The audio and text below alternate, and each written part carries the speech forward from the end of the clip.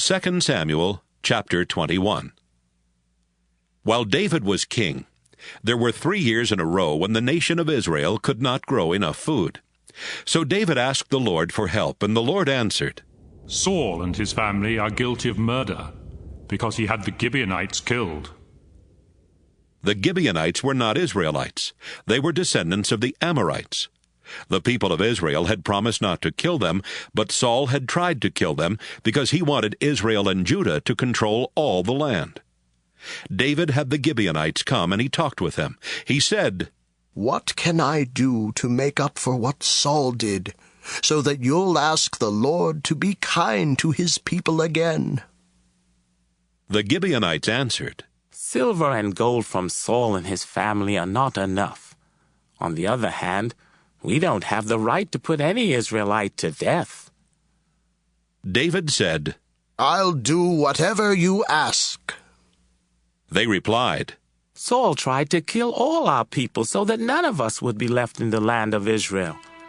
Give us 7 of his descendants.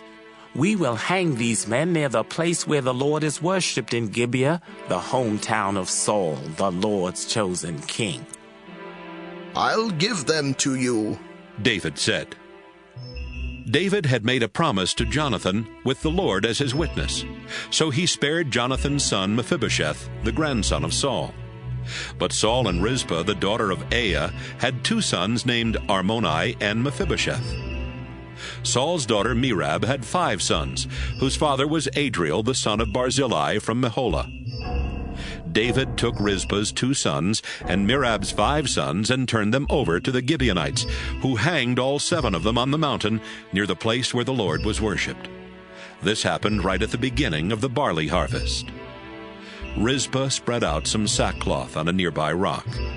She wouldn't let the birds land on the bodies during the day, and she kept the wild animals away at night. She stayed there from the beginning of the harvest until it started to rain. Earlier, the Philistines had killed Saul and Jonathan on Mount Gilboa, and had hung their bodies in the town square at Bethshan. The people of Jabesh and Gilead had secretly taken the bodies away. But David found out what Saul's wife Rizpah had done, and he went to the leaders of Jabesh to get the bones of Saul and his son Jonathan. David had their bones taken to the land of Benjamin and buried in a side room in Saul's family burial place. Then he gave orders for the bones of the men who had been hanged to be buried there. It was done, and God answered prayers to bless the land. One time, David got very tired when he and his soldiers were fighting the Philistines. One of the Philistine warriors was Ishbosheth, who was a descendant of the Rapha, and he tried to kill David. Ishbosheth was armed with a new sword, and his bronze spearhead alone weighed 7.5 pounds. But Abishai came to the rescue and killed the Philistine. David's soldiers told him, "We can't let you risk your life in battle anymore.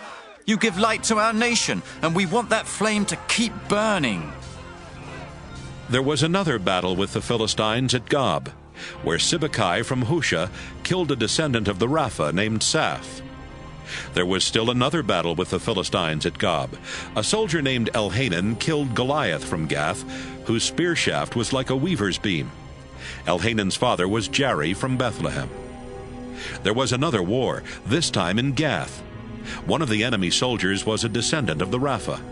He was as big as a giant and had 6 fingers on each hand and 6 toes on each foot. But when he made fun of Israel, David's nephew Jonathan killed him. Jonathan was the son of David's brother Shimei. David and his soldiers killed these 4 men who were descendants of the Rapha from Gath.